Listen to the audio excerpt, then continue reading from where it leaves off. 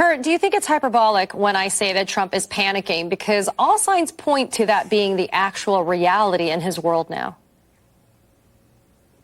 Yeah, it's interesting. I'm thinking back to something that Governor Chris Christie said the other day, which was the one thing he's observed about Trump during his time kind of being his debate prep guy in the 16 and 20 cycles was that Donald Trump is terrified, absolutely terrified of going to jail. That every night Donald Trump lays his head down and thinks about what it might be like to hear that jail cell door slam on him. And so I think that everything that we're going to be seeing coming forward from Trump is actually from a position of fear. And it's really the first time that he's been in the political public spotlight where fear is going to be the driving thing behind his actions, his rhetoric, his posture. And I think that as we see this Hail Mary attempt right now in Georgia, it just, illustrates for everybody that Donald Trump is terrified of going to jail. Kurt, it's not just Chris Christie. We've had Michael Cohen say the same thing, that the fear of jail is actually something that's a driver for Donald Trump. I want to stay with you for a second, Kurt, though. Trump could conceivably be facing at least 2 more criminal cases soon. We just talked about that with Catherine in Georgia and in Jack Smith's January 6th probe. So, Kurt, can somebody like Donald Trump continue to rely on his inner circle if that inner circle is continuing to testify against him, either voluntarily or otherwise? I mean, I think that the walls have been closing in on Donald Trump this entire time. The fact that almost every single person who has worked for, served either the campaign or in the White House at some point with Donald Trump, they've ended up having to testify before a grand jury of some kind. Like when you go work for Donald Trump, you better have a lawyer fund set up because you're going to need it. So I don't know how in the midst of a political campaign that we're about to see here unfold for 2024, that Trump has anyone that he can actually really trust when every single person that works with him ends up having to be a corroborating witness to his alleged crimes. But Catherine, I want to say something about what Kurt just said, right? So if he has these people that are working around him and they're all having to go testify or they have to be involved in the legal system one way or another, we know the PAC's been paying for the attorney's fees for a lot of them. So in terms of laying out cash, a lot of them don't have to do that. But we don't see people flipping enough. And so now we're seeing something like Jack Smith's January 6th probe.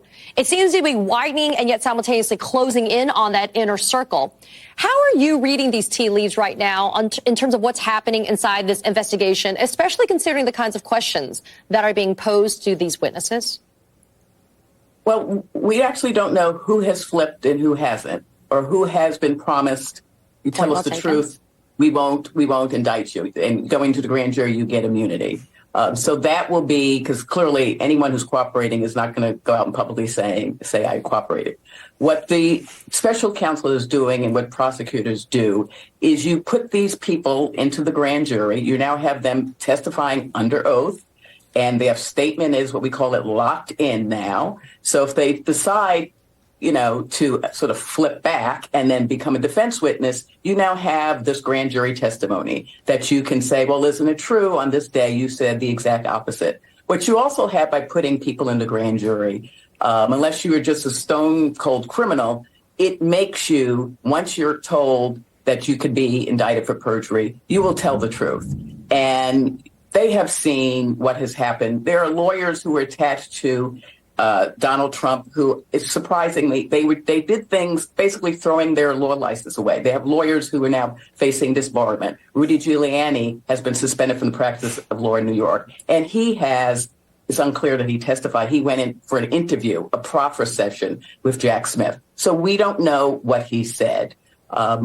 He's actually the one who leaked out that he went for the proffer session. So you get these people who are in Mr. Trump's inner circle to hopefully tell the truth under oath or come to you with the proffer session. And you basically say, look, you are the subject of the investigation. We could, indict you. But if you tell us the truth on this particular day, anything you say will not be used against you. We just want you to come clean, to be what we call the queen for the day.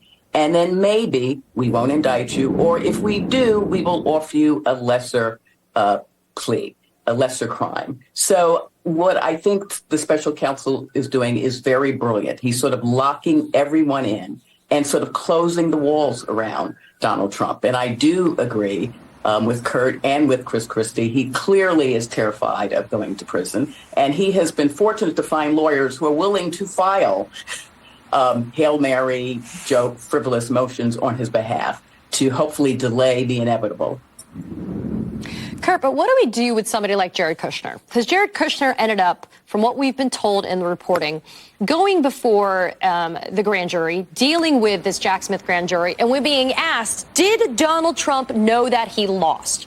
Did he know that he lost that election and still pursued this fake elector scheme, et cetera? To which, from what we've been told, Jared Kushner says, well, it looked to me as if he believed that the election had been stolen. When you hear language like that, Kurt, it's a dance, right? It's not Jared Kushner saying flat out, yeah, he knew he lost, but he still wanted to pursue this. And footnote, Jared Kushner knows a lot about the $250 million plus that was raised in fundraising off this fake elector scheme and this idea that there was the big lie.